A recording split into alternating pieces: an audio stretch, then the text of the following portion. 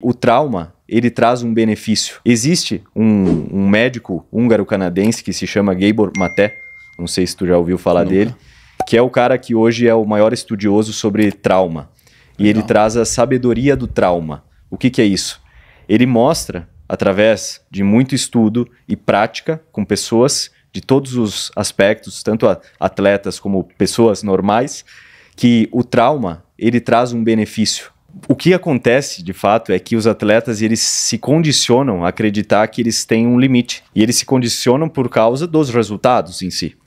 Então, as experiências que passaram tanto em competições, como, por exemplo, um acidente que um atleta sofreu numa competição, faz com que ele, às vezes, acredite que em determinada técnica, como, por exemplo, um atleta do ciclismo que caiu num obstáculo de descida.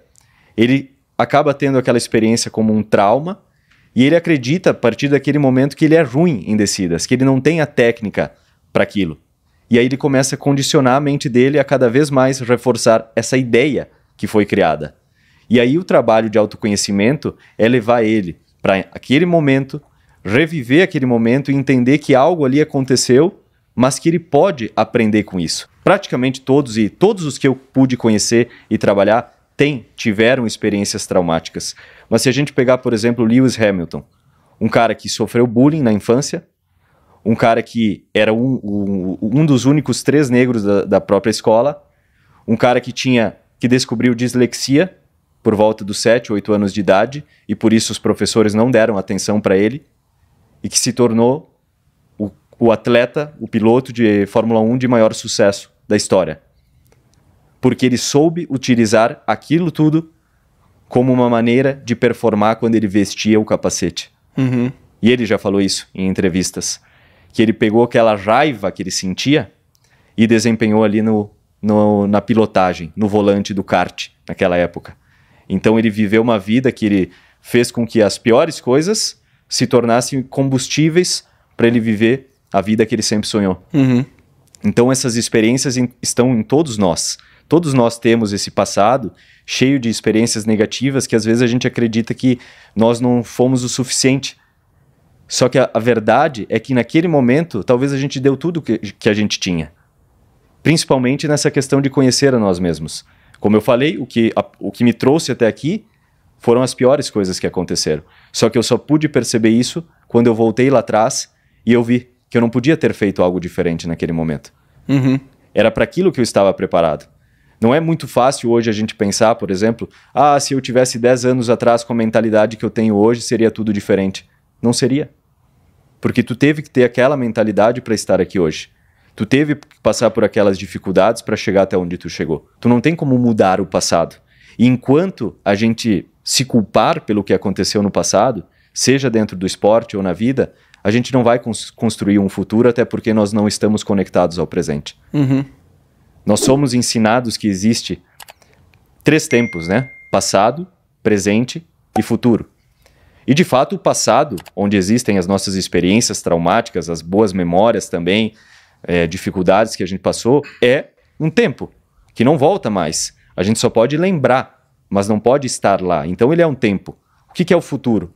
O futuro também é um tempo onde a gente pode sonhar, mas a gente não consegue tocar no futuro. A gente não consegue sentir o futuro. Agora, o que é o presente? O presente é um tempo ou uma experiência? O presente é uma experiência. É o único lugar que tu pode respirar. É o único lugar que tu pode mudar algo.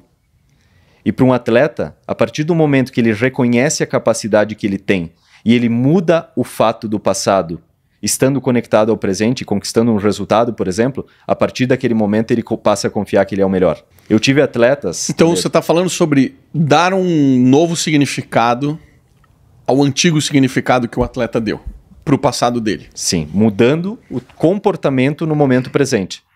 Percebendo que tu não é aquilo que aconteceu. E tu não é nem mesmo o que tu pensa em relação àquilo que aconteceu. Tu é algo muito superior às experiências e aos pensamentos que tu tem. Uhum. Só que tu só vai descobrir isso a partir do momento que tu mergulhar em si mesmo. E tu se colocar à prova.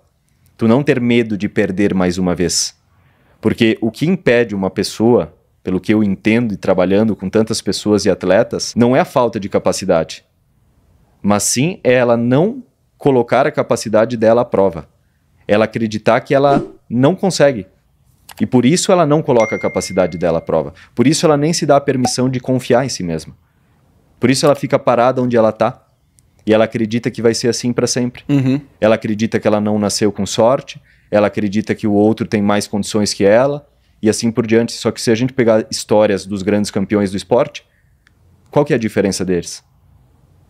Eles desenvolveram uma mentalidade que não para em nenhum momento. Que pega a dificuldade e torna ela uma oportunidade. São implacáveis. São implacáveis, são excepcionais. É.